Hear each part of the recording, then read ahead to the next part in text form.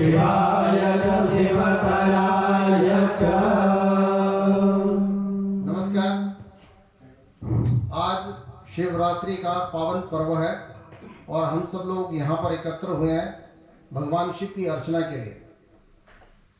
शिवरात्रि, महाशिवरात्रि पर्व क्यों मनाया जाता है, इस पर बहुत सारे आपने YouTube पे देखे होंगे वीडियो। तो कुछ लोग ये बता रहे हैं कि शिव और पार्वती का विवाह हुआ। तो मैं आपको प्रमाण के साथ ये बताने जा रहा हूँ कि इस दिन हुआ क्या था।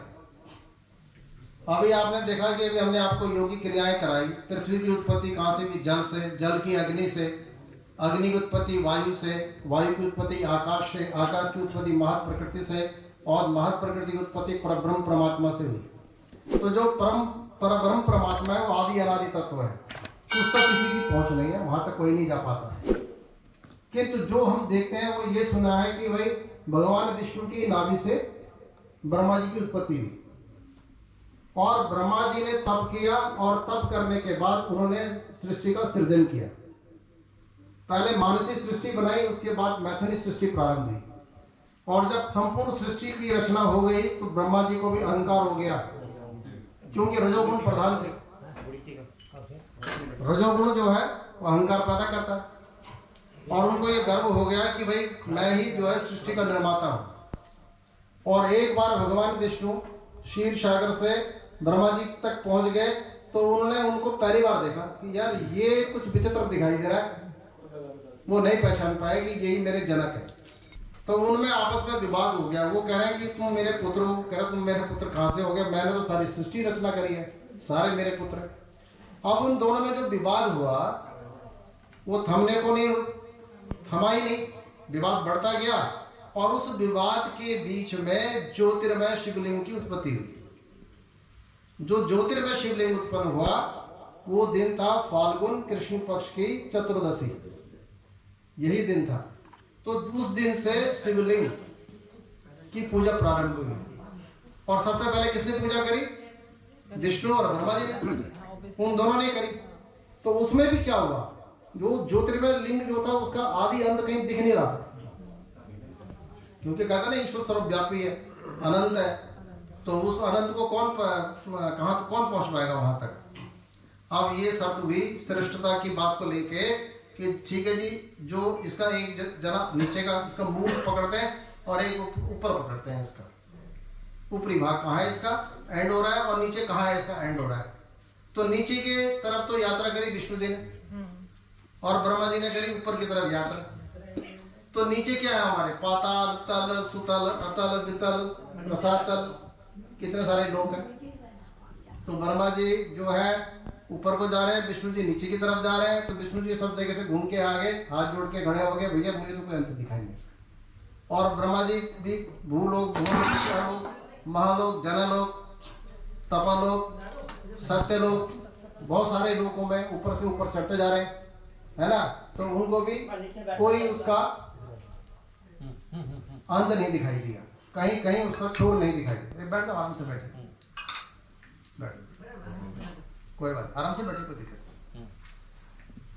तो जो विष्णु जी ने जब ऊपर की यात्रा करी तो ऊपर जितने लोग थे, भूलोक, भुवलोक, स्वलोक, महालोक, जनलोक, तपलोक, सत्यलोक, सारे लोग घूम लिए, पर जो है ब्रह्मा जी को कहीं कोई छोर नहीं मिला।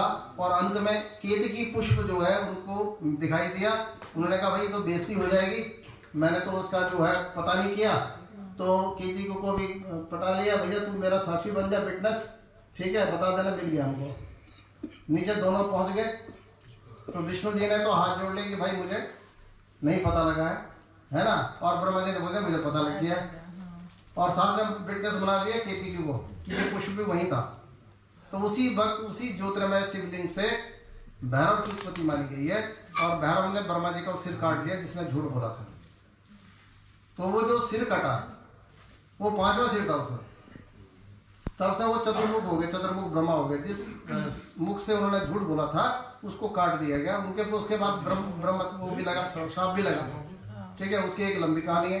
किंतु क्या था कि और वहां पे विष्णु ने सत्य बोला तो वो सत्यनारायण हो गए, सत्यनारायण हो गए। तब से सत्यनारायण का कथा भी प्रारंभ हुई तभी से।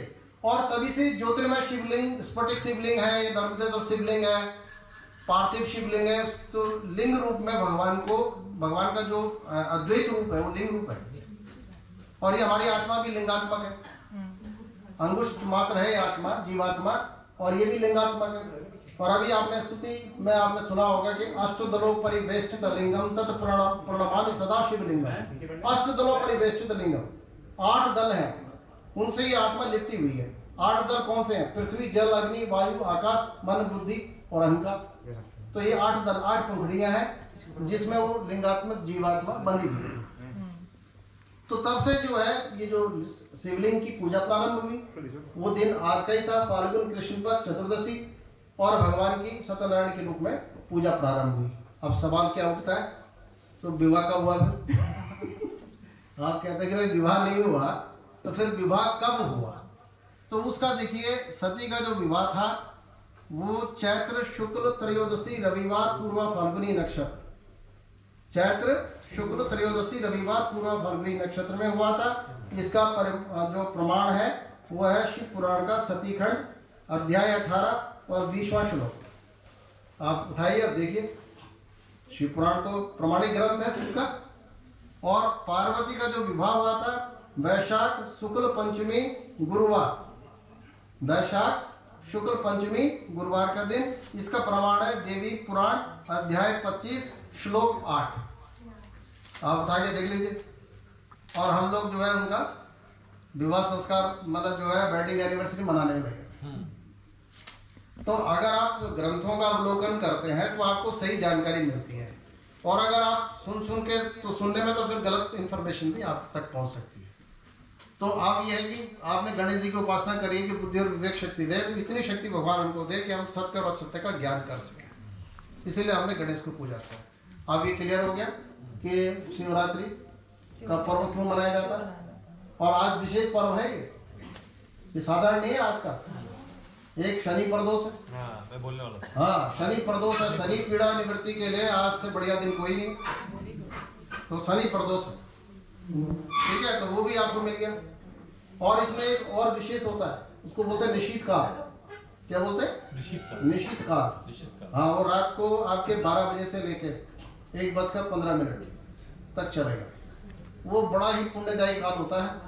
और जो भी आपके दीक्षित मंत्र हैं, जिन देवताओं की आप पूजा करते हैं, जो भी आपके इष्ट मंत्र हैं, जो भी इस तरह के हैं, तो आप उन मंत्रों का उस निश्चित काल में अगर आप जाप करते हैं तो उसका अनंत फल मिलता है। और वो भी उसमें भी एनर्जी आती है, मंत्र भी जागृत हो जाते हैं निश्चित काल।